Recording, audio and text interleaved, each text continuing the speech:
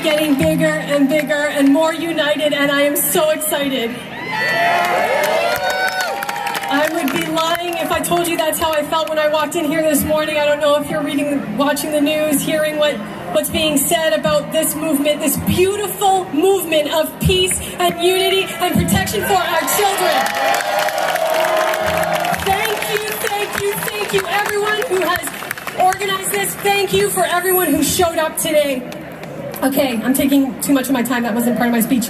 Okay, so, I really pondered what I was supposed to say today. I had no idea. There were so many thoughts going through my mind, but I had a really strong pull to talk about was some struggles that we've been facing in our communities very recently, and I know a lot of you feel what I'm feeling. And if you don't yet, I think you'll know once I explain. I want to talk about internal struggle. And I think that when I talk about internal struggle, you think personal struggle that's within you. And, you question yourself, you question your goodness, your intentions. And boy, never did I imagine how arrogantly aggressive such doubt would be cast upon us. Up is down and down is up. What has been seen as good is evil, and what is evil is good. What some don't want to hear, they call it hate. Words and symbols have been hijacked. Meaning has been lost. In order to honor another person's human rights, we must forfeit our own. How is it that it is demanded of people to affirm what we don't see nor believe, and yet it is encouraged for people to identify others with slurs and hatred? It's no wonder those dictating the narrative speak in fear, threatening, bullying, and distorting our words, claiming our intentions.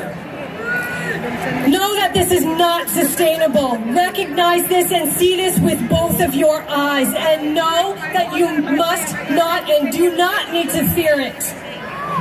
Be still and know why you are here. Without all this noise, go through all the emotions you feel. Recognize and notice the doubt, the fear. You are welcome to feel anger. We must recognize that we have these emotions for good reason. But we are not to stay there, guys. We are not to stay there. We need to do something with that. We need to do something good and something positive.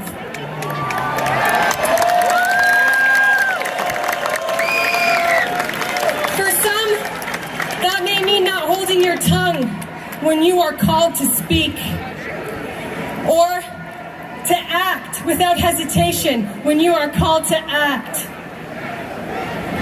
Know and trust that you are held, you are supported, and you are never alone.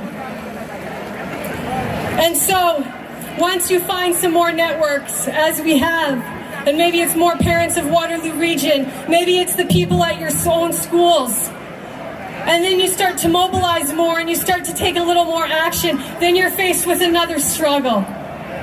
Just know that it's coming. Monday evening, the speaker panel met on a Zoom call discussing topics we can talk to serve all of you and us in this mission. And my youngest son, I went to go tuck him in afterwards. It was a late call, and he said to me, "Mom, are those people on our side?" He heard a little bit of the conversation, disagreement in the call. And so I said, "Yeah, of course. Son, like, we're all working for good, and we just didn't agree on everything." Then he said to me, "But Mom, you don't agree with what the schools are doing either, right?" And I said, "Yeah, that's accurate." And then he said, "So then, who's gonna win?" And I mean, I'm so grateful for the innocent truth children bring to our lives. It was part of the clarity I was searching for months. I know many of you can relate, and I've had countless conversations and even a couple experiences of my own regarding this intergroup conflict. We must be okay to talk about it. Sometimes I think in leadership, We sometimes lose sight of unity and the power that we have in working together, because there's very little that we can do better alone. We're not going to agree on everything, and not even with the people beside you guys, and that's a good thing. We need this diversity of thought, culture, and views of our world around us. We don't want it to divide us, though. Our Democratic opponents over here seem unwilling to debate the issues, and it seems the illusion they'd like us to believe is that this is a challenge between two teams, that there are only two options. We aren't allowed to simply have an opinion or ask questions about it. It has been claimed for us that if we are not on one side, then we are very much on the other side. Well, there are plenty of ways to do things right. And what is certain is that this current system is not what is right for many parents and families. Some think the only solution is public school reform, that we need a public-funded school system and anything else would be temporary or a Band-Aid solution. I'm not saying that's wrong. I would love a school system that would work for all of us.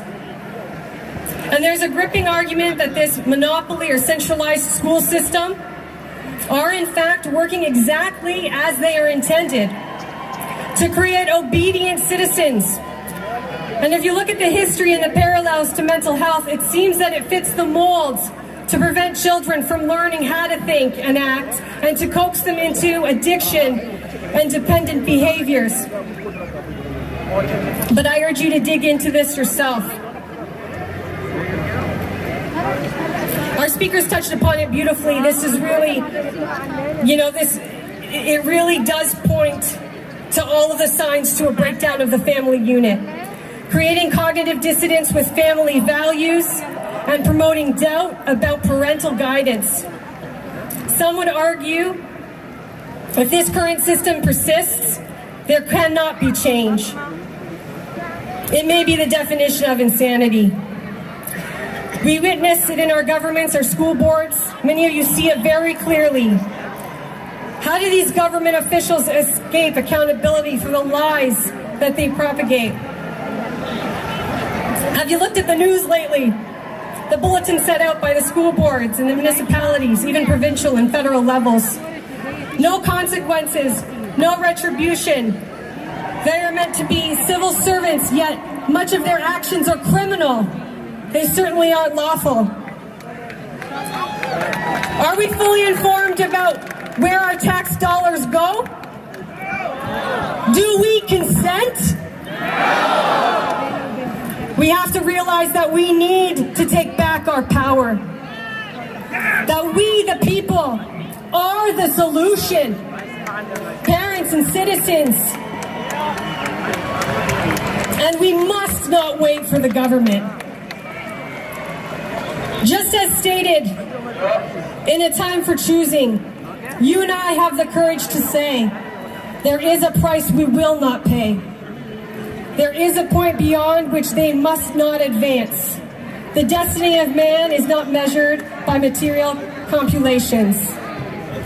When great forces are on the move in the world, we learn we're spirits, not animals. There's something going on in time and space and beyond time and space, which, whether we like it or not, spells duty. Parental rights inherently come with a duty to care and the responsibility towards our children.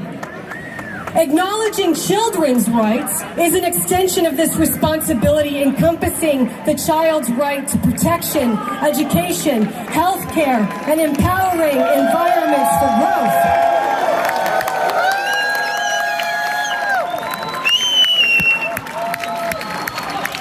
The words my son spoke Monday evening. But Mom, who's gonna win? We are. You might not like what I have to say. No.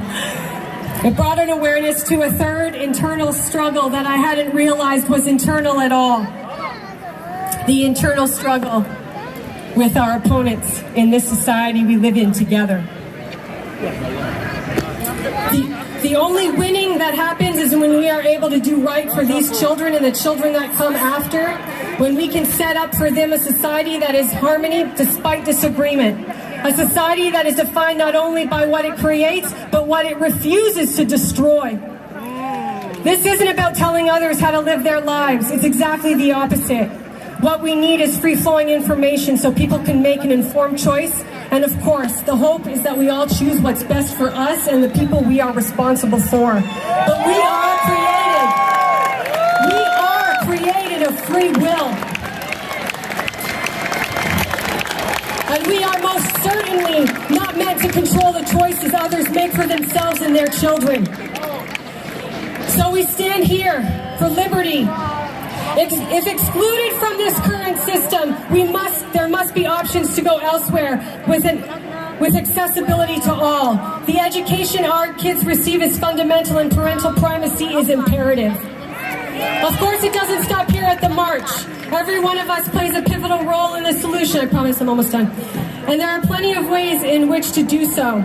We have many sensational humans already in the Waterloo region communities and beyond, taking steps to make a difference. Please connect with us. We have solutions. Come and talk to us. I'll leave you with some words that I was blessed with recently. And let us not lose heart and grow weary and faint in acting nobly and doing right.